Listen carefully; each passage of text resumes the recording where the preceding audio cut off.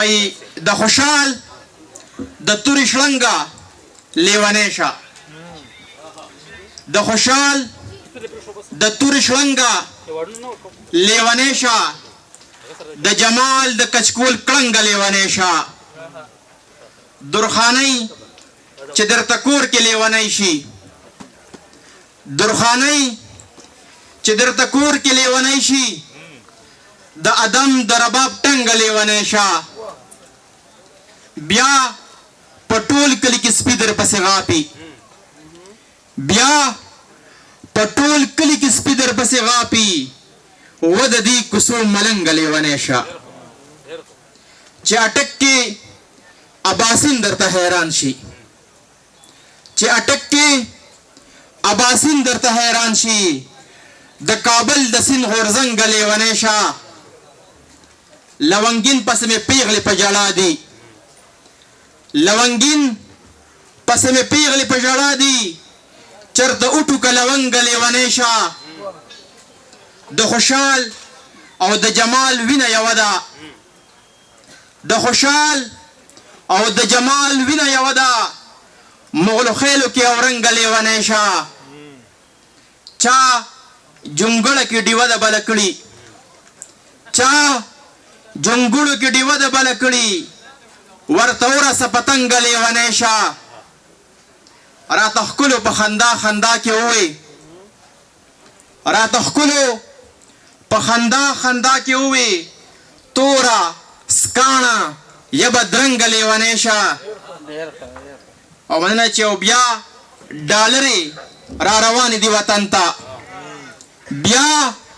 ډالرې را روانې دي وطن ته د جهاد په نامه جنګ لیوانې شه دولت خیلو د وطن ملاله بوتله دولت خیلو د وطن ملاله بوتله تش په کدو قامت دنګ لیوانې شه د ننګیال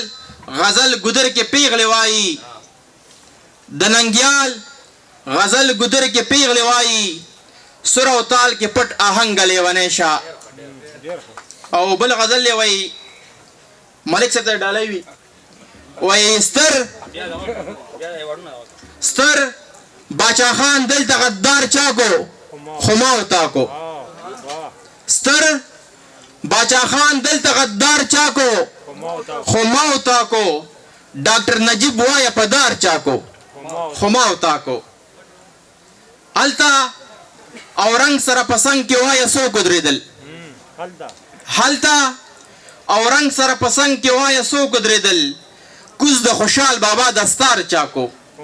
خما ہوتا کو دلتا مړ زشم شهید تشویا غلو بوشوا دلتا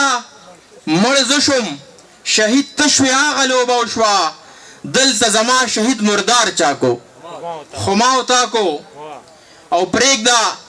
چې دغه سه جانان ملاس نیولې بوزي پریږدا چې دغه سه جانان ملاس نیولې بوزي د دې رکیب نه جوړ د پلار چاکو خما ہوتا کو او دا سړی مونږ ته اوس خره وایي نو ګرم خو نه دی دا سړی مونږ ته اوس خره وایي نو ګرم خو نه دی دغه خرکار سړی سرکار چاکو خما ہوتا کو نه جی وی دا سړی مونږ ته اوس خره وایي نو ګرم خو نه دی دغه خرکار سړی سرکار چاکو خما ہوتا کو د بلوریانو وینې خار کې داسې چاته لیکي د بلوریانو وینې خار کې داسې چاته لیکي بچې شهید د افتخار چاکو خما ہوتا کو او ګوتا اوس هسې په دې نورو خلکو مه راکاږئ ګوتا اوس هسې په دې نورو خلکو مه راکاږئ وران ننګهار او کندهار چاکو